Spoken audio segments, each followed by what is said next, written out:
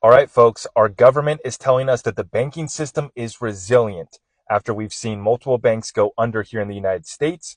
We see Credit Suisse just got bought out by UBS, but only after a $100 billion backstop was provided by the Swiss National Bank. The stock market has been moving back up, and crypto, specifically Bitcoin, has moved back up to 28K. Let's break this whole situation down, and where do we go next? Let's get it. Now, shout out to the Kobesi letter.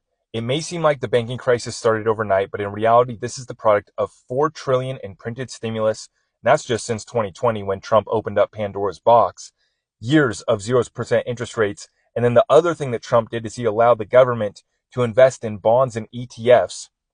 He basically merged the Fed within the Treasury Department, opened up the different credit facilities to pump liquidity and to be able to buy corporate bonds and ETFs in 2020. He switched up the whole game.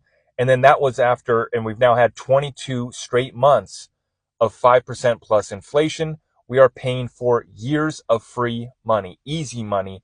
And that's why we're in the situation that we're currently in. Now, Fed Chair Jerome Powell and Janet Yellen put out a joint statement yesterday saying that they supported the backstop being provided by the Swiss National Bank of $100 billion. Now, remember, originally it was a $50 billion backstop. Don't call it a bailout. It's a backstop for Credit Suisse. But then for UBS to actually get the deal to go through to buy Credit Suisse, they bought them for $2 billion, but then they have the Swiss National Bank putting up a $100 billion insurance policy, essentially. Then yesterday we get this news. Several major banks announced coordinated action to increase US dollar liquidity provision in the global market through swap lines. So they're coming up with all sorts of ways to provide backstops, bailouts, liquidity to keep the system alive.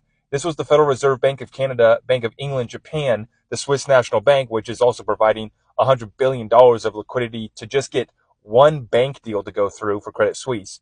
And then we have the European Central Bank as well. So we have new facilities, funds, don't call it a bailout, it's a backstop, swap lines, this and that, all just different forms of providing liquidity to keep the system afloat, right? They are basically bailing out the whole damn system because the thing's going to go bust. And yes, they do not care about the small regional banks going bust either. That just allows the big boys and girls to eat up their competition. But where do we go next? So this is what happened in 2007 when Bear Stearns collapsed. You guys can see the bull trap rally, the run up, right before we came all the way back down here. Same setup in 2023 here. So let's visualize this again in 73, same thing in 2008, and here's where we're at today.